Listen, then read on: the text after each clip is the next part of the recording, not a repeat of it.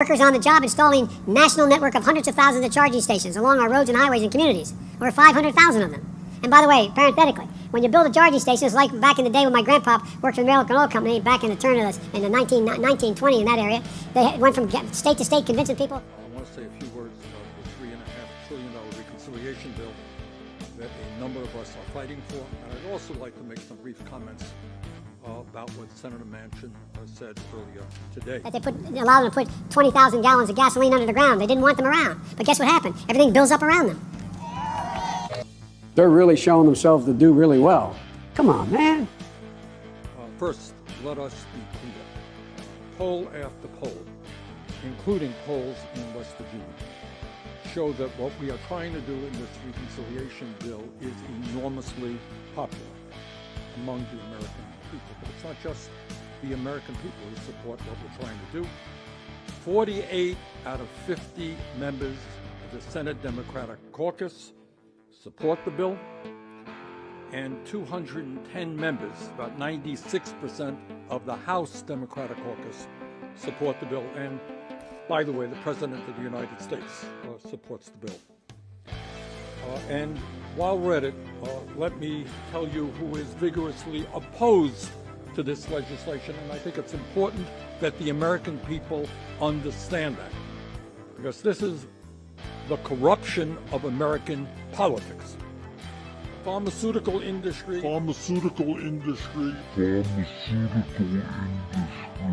currently spending hundreds of millions of dollars on lobbying, on campaign contributions, on advertising to oppose this bill.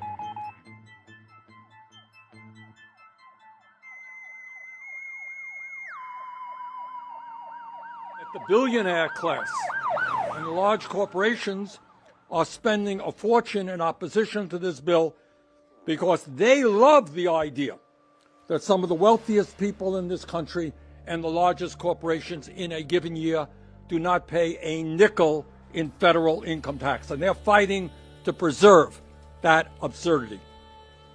In other words, we are taking on some of the most powerful special interests in this country, who will end up spending huge amounts of money in order to prevent us from doing what we should be doing, protecting the needs of working families, the elderly, the children, the sick, and the poor.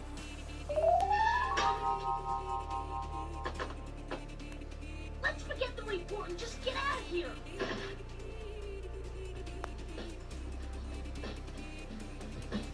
What do they mean by hard drugs? Well, first there's flu. People sniff it to get high. It can ruin your liver and give you diseases. Acid or LSD make you see stuff that's not there. It can also make you lose your mind.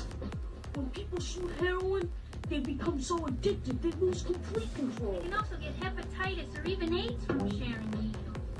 People overdose on uppers and downers all the time around here. What's your name?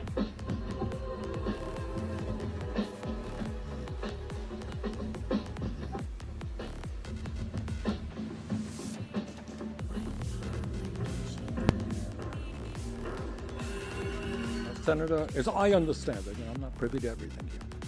In some cases, you guys know more than I do. But I don't think that's, I think Senator Sinema's position has been that she doesn't, quote unquote, negotiate publicly. And I don't know what that means. We don't know where she's coming from. What I have heard, and I don't know if this is accurate, this is a problem. I have heard that she is opposed to having Medicare negotiate prescription drug prices with the pharmaceutical industry and lowering prescription drug prices. I have heard that she is opposed to asking the wealthy and large corporations to pay their fair share of taxes. That is what I have heard. Maybe I'm wrong. But I think to answer your question, yeah, I would love to see her in the same sense as Senator Manchin. Tell us what you want and don't want. Thanks very much.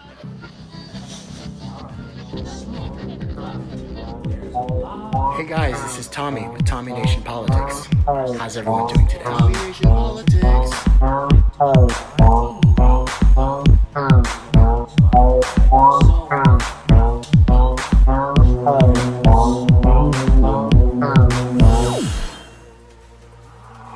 Free-thinking, innovative, totally open-minded. Tommy Nation Politics.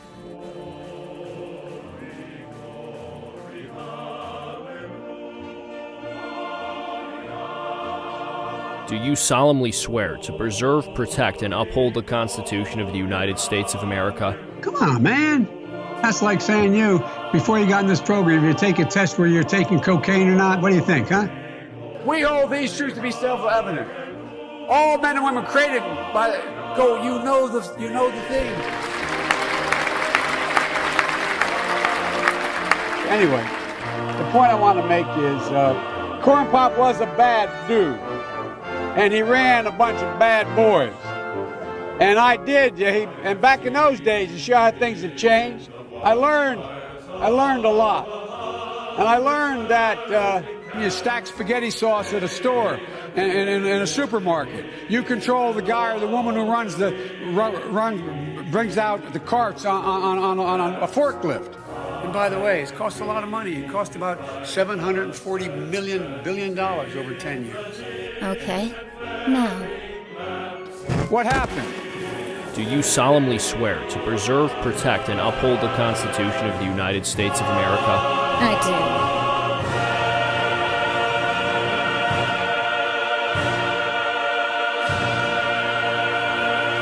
How's everyone doing today? Good? I'm glad. Well, here we are, guys. Well, I don't know where you are, but I'm in the United States of America, Texas to be exact, where we have several things going down.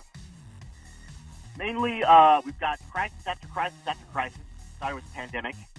You know that pandemic, COVID-19 thing, kind of metastasized into Delta variants and Gamma variants and Alpha variants.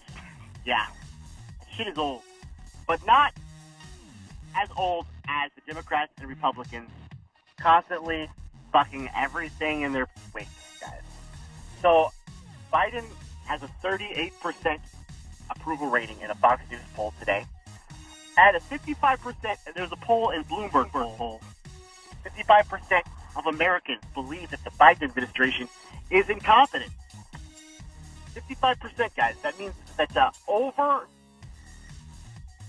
half of the country believes that this Biden administration is incompetent. Well, how could that be? I mean, he's not Trump. He's not a Russian asset Kremlin puppet. He's not apologist. No, but he's a dementia-riddled old man. And let me tell you guys, he's really dementia-riddled old man. And let me tell you guys, he's really fucked up some shit. Border is a crisis. Inflation is out of control.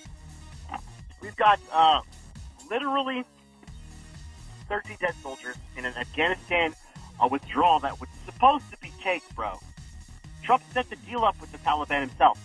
All you had to do was leave the military and laugh. It's starting to look like Joe Biden's actually fucking shit up on purpose. But I don't understand how the mainstream media hasn't turned on him yet. He's not really doing well, and also, not buttressing the military-industrial complex, Wall Street to the banks like the usual Democrat would do. He's mainly just doddering around. He hasn't signed a single bill since the COVID relief bill. Right, okay. COVID relief bill. You remember when they were going to give us $2,000 check? Out the door, day one. That's $600. Oh, you already got $600, $1,200. People are diming the American people, guys. I'll give untold trillions to the banks, the military-industrial complex of Wall Street. And not to mention, guys, Egypt, Botswana, Nancy Pelosi, House of Representatives, Speaker of the House, she's tied up to the banks, the military-industrial complex of Wall Street. And not to mention, guys, Egypt, Botswana, Nancy Pelosi, House of Representatives, Speaker of the House, she tied up that COVID relief bill with some amazing little kickbacks, fucking goodie bags for all of her wonderful people that did her favors while Trump was in office. Make it look like Trump was colluding with Russia. It was all very wonderful. It's like a neat little package, which is why this budget reconciliation, which only needs a simple majority, hasn't gone to the House of Representatives still. We still have 2 Democrats that won't vote for it because it's too high. Is it too high for what? What is it too high in? What are you complaining about, man? What are you complaining about, Cinema? is your angle, Tim? Your angle mentioned. We don't know, guys. They're just saying it's too high. They're being ambiguous, and mostly because they don't want to help you. They don't give a shit about you. And neither does Nancy Pelosi, because it came down today, guys. They're gonna start negotiating with these moderate Democrats. That's right, guys. They call them moderates. It's really just conservative Democrats. Actually, they're not conservative.